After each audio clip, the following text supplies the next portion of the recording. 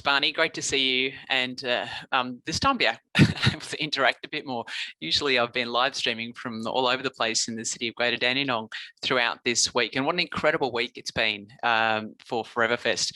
Now, I am back in Canberra today. I'm based in Canberra, so it was a real pleasure to be learning about how the city of Greater Dandenong and how we in our local areas can be more sustainable, both from energy use, from our biodiversity, from our transport, our businesses, and as Barney touched on as well, day one, back in the community and our mental health and well-being too.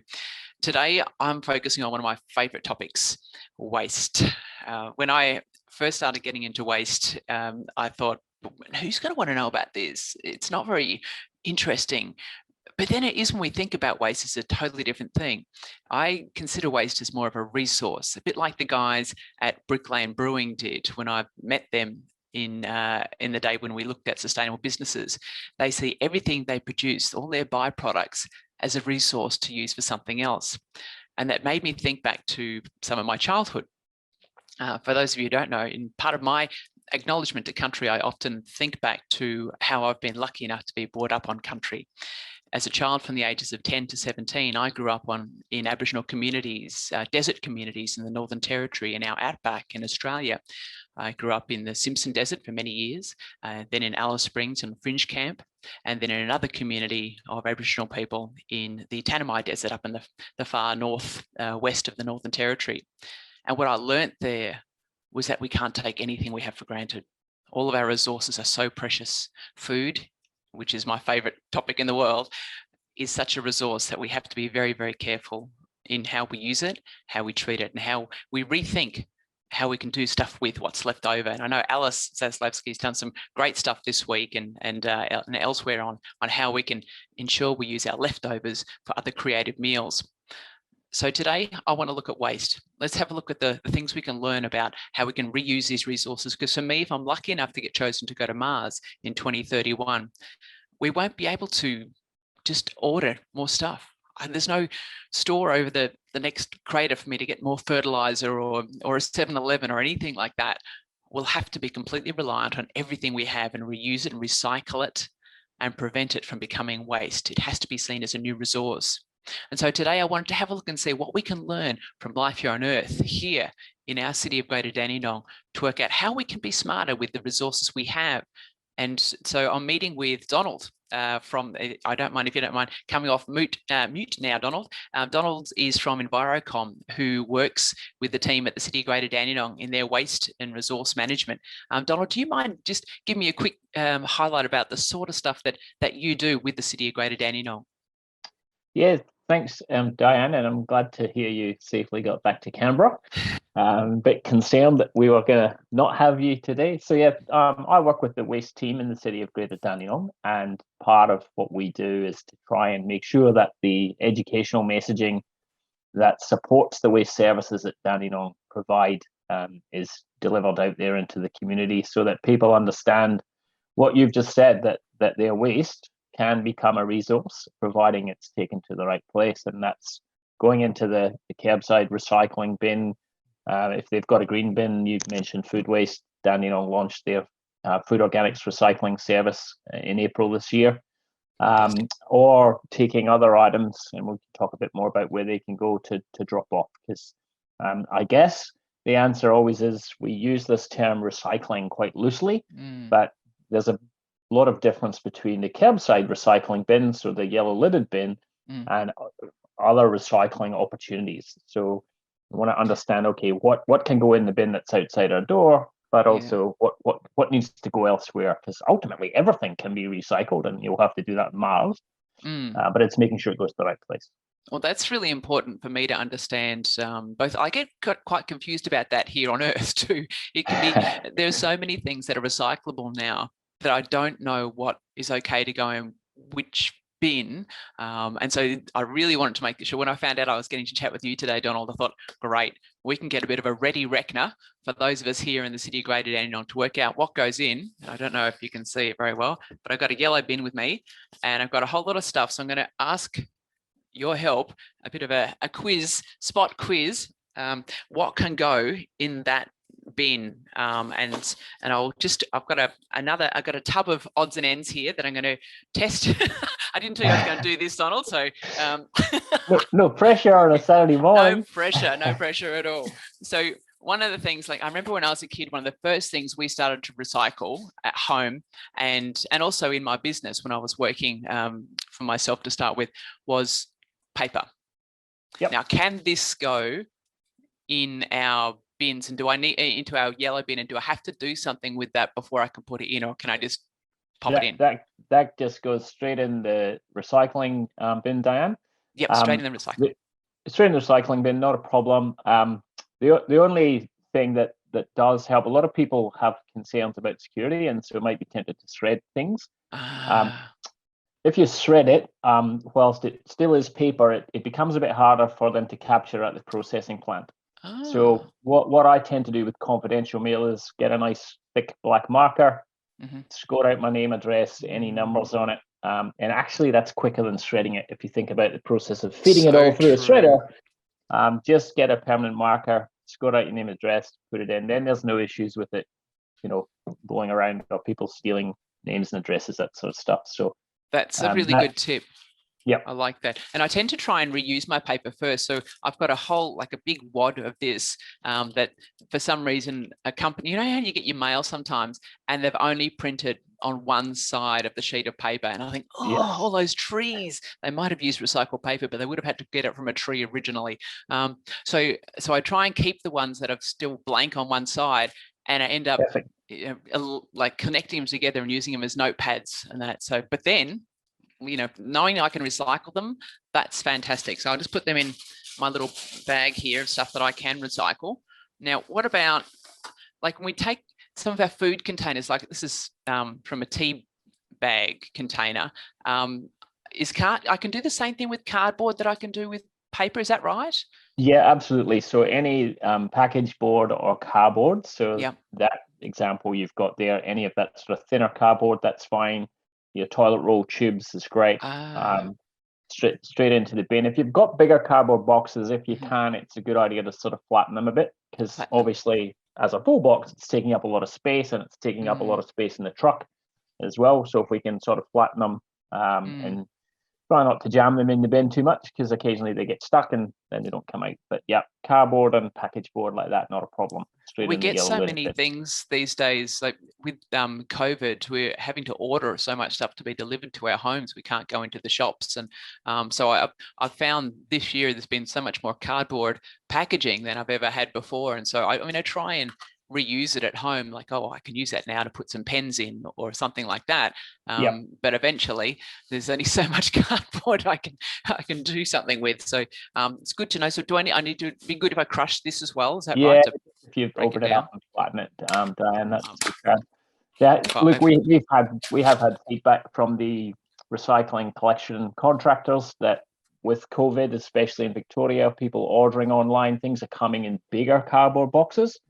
And those cardboard boxes can occasionally get stuck in the hopper system when the bin is tipped into the truck. So you've got a ginormous big, Amazon box or whatever. If you can take the time to cut it in half rip it up into smaller pieces, not too small, but a bit smaller. That's really helpful.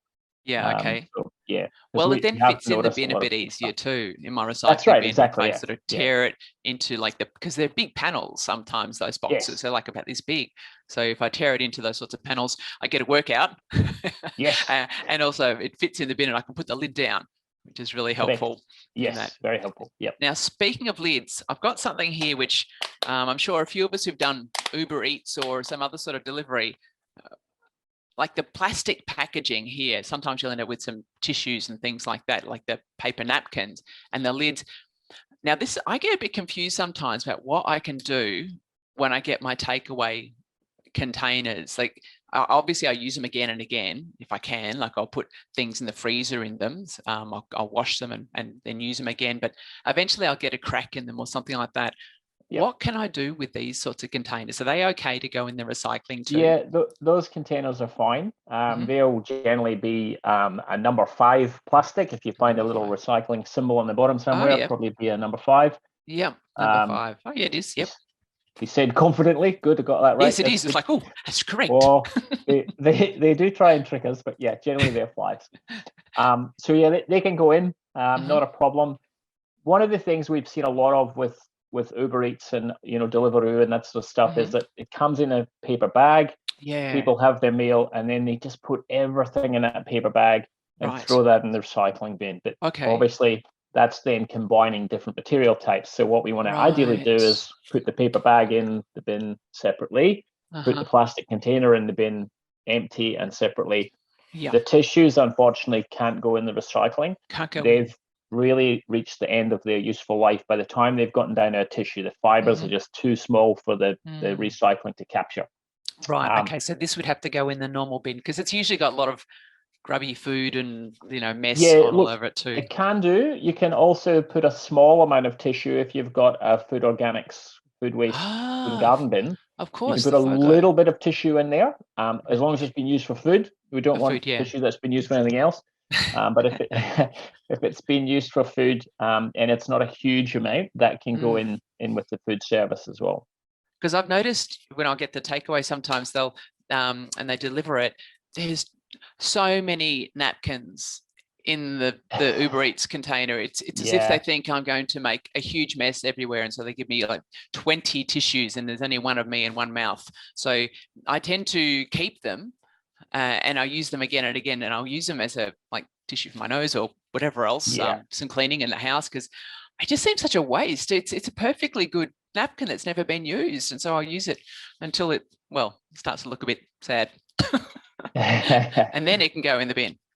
Yes. Or the FOGO. That's great that you can put that in the organics bin, a little bit of it if it's got some food on it. That's a really good thing. I didn't know that. Obviously, if it's been used for the blow in the nose bit, we don't want that. Thank you. Particularly at the moment. No, exactly. Safety first, kids. But I'll now make sure, like with my takeaways after I've used it and it's the tub is cracked and everything, take it out of the Uber Eats bag and just put it separately in the recycling, which is not hard to do. It doesn't have to be spotless either, Diane. A lot of people insist on washing it and scrubbing it clean. As long as the food is gone, if there's a little bit of residue, that doesn't actually matter too much, because there's a lot of water involved in washing it. And if you're only washing it to then put it in a recycling bin, just scraping it out. Seems so silly, doesn't it? Yeah, it's exactly. A bit of a waste of resources. Doesn't it is. Clean something to put something in the bin. It's a bit odd. But you made me think about food. So there's something in the cupboard that was really out of date, and so I'm going to have to, I saw it's used by date. Bit of Milo here. It's used by date was I think my mother was a child at the time, so it's really old, and so but I notice it's like so many of these containers, it's still got, as you can see, plenty of Milo in it. So can I just toss this in the recycling because it's a tin, or do I have to do something with the Milo separately, or what do I do? Yes, we'd have to empty the food out. So if you've got the food and garden service, you can put that food in the food and garden waste. Scrape that into there. Yep, scrape it into there. If you don't have the food and garden service, it'll need to go in the bin, I'm afraid, in the garbage bin, and then the empty tin. And as I say, it doesn't need to be washed, but empty tin into the recycling. And then I can just toss this in the recycling. Yep. Great. Empty. That's awesome. Well, gosh, I'm starting to collect quite a few things in the recycling bin now, which is brilliant. Now, there's one thing I know you mentioned earlier about all the different things. Now, I've got a new computer now, and it's got all these different ports. And so some of my old cords don't work with my new computer. So I've got things like this and an old phone as well that doesn't work anymore.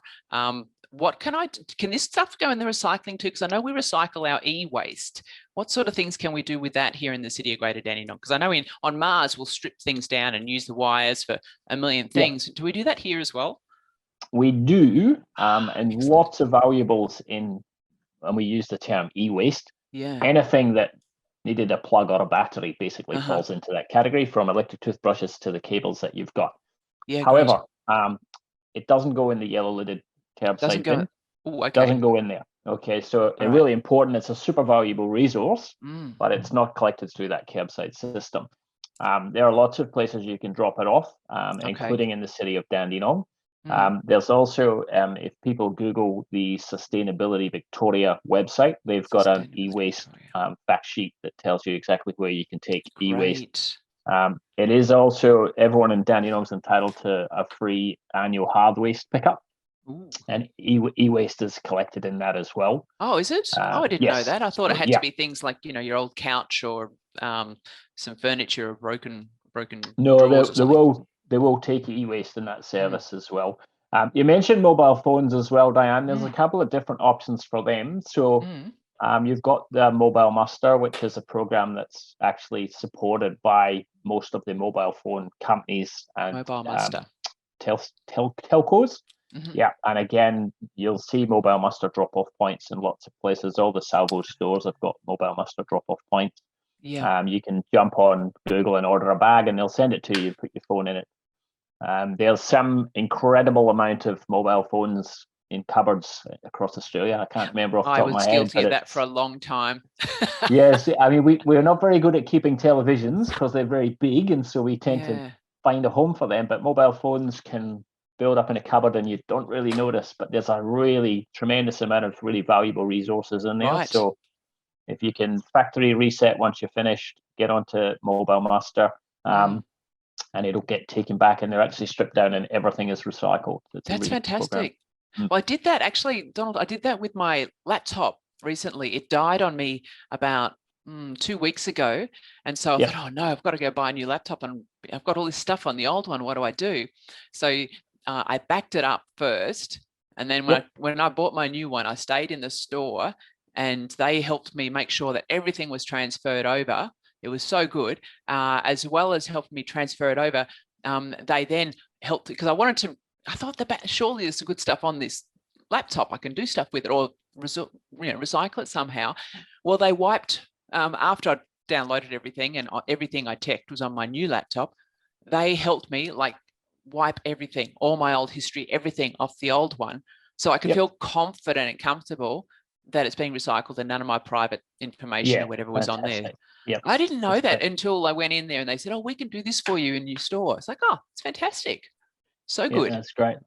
I see a message there in the go on, Dan. I've just I know, I just saw someone a message from Steph there in the local library. You can do e-waste drop off. That's fantastic. And battery recycling. So I was going to ask about batteries. I mean, I try and buy rechargeable batteries in the most part. But sometimes when you buy a new toy or a new device and it comes with those first batteries, they're usually single use only. So I always end up with a couple of batteries I've got to do something with. So these, I see, thank you for sharing that, Steph. In the City of Greater Dandenong, we can take this sort of stuff to our libraries or the civic centre around the city, which is brilliant. Such a good thing. Also, these guys are actually, and I even dug out a battery this morning just because this is a really important point for people to understand. These guys probably are one of the biggest or most problematic items in either the curbside recycling bin or indeed the garbage bin. They have a tendency to start fires because even though they're not powering your torch anymore or your remote control, there's enough power left in them to generate a little bit of electricity. They're getting jiggled around in the truck and often rubbing up against other things, aluminium, metal, and generate a spark. So we have fairly frequent fires in garbage trucks in Australia. Oh, really? Wow. Yes. I didn't know that. Yeah.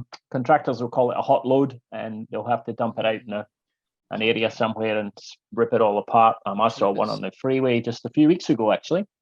And it generally comes from a battery being in the bin. Wow. So super important that we don't do that. This little fellow does that. Wow. Yes, and I actually, this is a bizarre but true story. I had a couple of batteries that I had changed out of my mouse when I was working remotely, and I threw them in the back of my laptop bag to put it. We have a battery collection in our office. And I also had in there some tin foil from some chocolate wrapper, and they shook around inside, and I reached in to get my mobile phone, and the heat inside my own laptop bag was incredible. Wow. I mean, I suspect it wasn't close to going on fire, but I didn't have any paper and cardboard in there.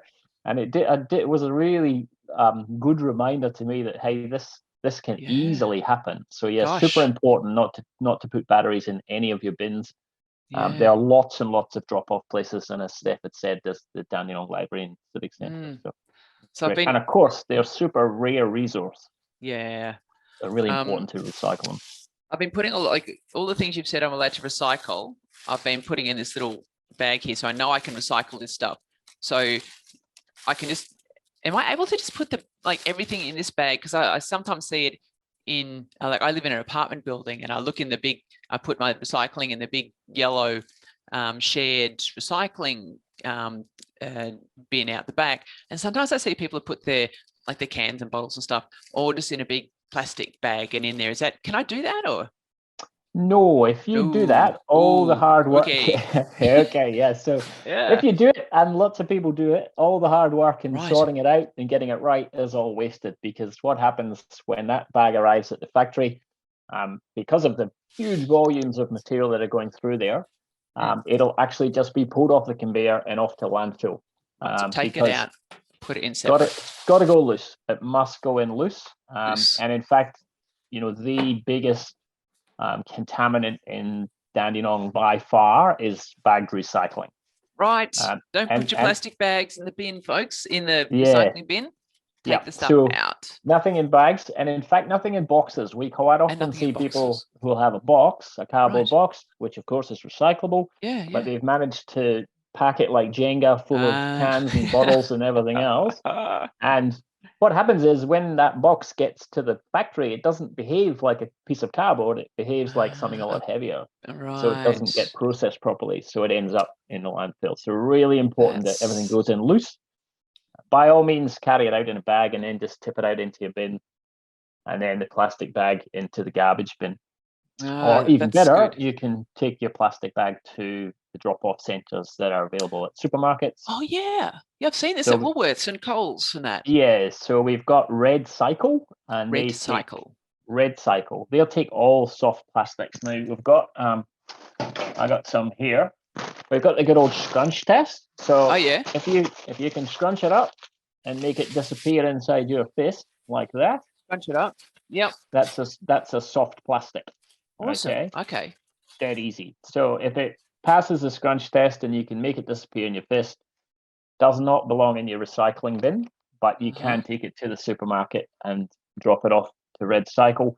And the great thing about that stuff is it's actually made into products here in Melbourne. There's a factory here, so it's not being shipped off interstate or anywhere else. It's actually being made into actual products, and they make it into street furniture, so park benches and that sort of stuff. Yeah, we've got one in the park around the corner from where I am, which is made of old plastic bags, which is fantastic. That's so clever. I mean, it's such a great resource. And on Mars, if we're doing similar sorts of things, obviously try and prevent doing it, but we'll need to make sure we can continually reuse those plastics, because to ship anything to Mars, it's over $6,000 to send 1 kilogram just to the space station. I can't imagine how expensive it would be to ship a heap of plastic of all things to Mars. Yes, we could just keep recycling it. That's a much more efficient use of what we have. Actually, I see a question there from Beck Crowley about what happens. So I think we've had some really helpful discussions about what we can and can't recycle, and take things out of bags, and then those bags can be recycled in a different place. What are the consequences of not recycling properly, and then the environmental impact? That's a great question. So we can answer it in two ways. The first consequence is that if the wrong materials are in that yellow curbside bin, then they cause different issues at the factory. So we spoke about batteries causing issues in the truck. The same applies at the factory if things are in huge piles and we've got batteries being jiggled around. But then things like plastic bags get caught up in all the machinery and tangled up. So then they have to stop and pull it all apart and grab it out, that sort of thing. If it's boxed and bagged, then it ends up going to landfill. Right. So all the what a waste. good stuff gets lost. Yeah. And of course, there's all sorts of complications. Like I've got a couple of items here, so I'll just show you these because these are relevant to the discussion. So I got a couple of coat hangers. I've got a steel coat hanger and a plastic coat hanger. Now, what can I do with that? Logically, one thinks, well, you can put a steel can in the recycling bin, and that's made of the same as this. And I can put a plastic container, like your takeaway container, in the recycling bin, and that's made of the same as this. Unfortunately not. These are items that are commonly found in the recycling bin because people go, hey, look, it's a hard plastic, and hey, look, it's steel. Right. But actually, these little guys get very tangled up in the I could imagine they'd get caught in the machines, wouldn't they? Yeah. So it really is, that curbside system is aimed at just household containers, that your foods and so really kitchen and bathroom, and anything that food came in, and anything else that might be in the bathroom, shampoo bottles, that kind of stuff. So that's a good rule of thumb. So if it's some sort of package, if it's been a container or a package of some sort, that's the easiest one to think about. I can do something with this. Of course, paper is a different game. We can do papers almost ubiquitously able to go in. Yeah, absolutely. That's right. Yep. And so that's sort of half of Beck's question, is the problems that cause it at the sorting facility. And then from an environmental perspective, of course, if we put it in the red lidded bin in Dandenong, it's going into landfill, a hole in the ground, and all the issues that are associated with that, with all the leachate that runs out the bottom and is toxic to the environment. The methane that comes off as it breaks down. Which of course is a powerful greenhouse gas. So really what we're trying to do is assess, okay, this waste that I've generated, what sort of resource is it, and is there somewhere else that I can put it? And that doesn't necessarily just mean the yellow bin, as we've discussed. It might mean you've got to take a few more steps. And one thing that we do see a lot of is what we call wish cycling, or wish recycling. So people say, I wish they'd recycle it. Yes, exactly that.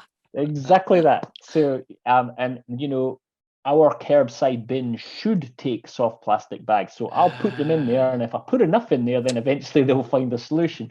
Right. But doesn't work that way. Yeah, it doesn't work that way. That'd make it worse, wouldn't it? Hey. Yeah, it does. Yeah. So a lot of people with really good intentions, but that we can't push the system that way. The system is what the system is, and we've got to work with it. Yeah, I can see we're getting better and better, and we're doing more and can recycle more. And and I see with the City of Greater Dandenong now having our food and organics in the same bin. So we've got our trimmings from the garden or whatever it might be, and we can put our food waste in that as well. At least we can prevent that going to landfill too now, which is just fantastic. So for me, right. And that's so important. Food waste it's such a silly thing to have when so many people are hungry. Absolutely. And even people who already home compost or have a worm farm, the great thing about the Dandenong food service is it takes food that normally you can't home compost. So we're getting into we can do meat and pasta and cheese and bread and all the things that traditionally wouldn't go in a compost bin in your backyard. So it's a bit more of a universal system. It's just to do with the way that it's processed. It can take all that stuff, even bones and shells and big avocado pips and all that sort of stuff that traditionally would struggle. So it's quite a broad system, much better system. Oh, look, there's been Donald, I think I knew that our talk on waste would go a lot longer than what I was supposed to. So thanks everyone in City of Greater Dandenong for letting us learn a little bit more, because it's a complex thing, or it doesn't have to be.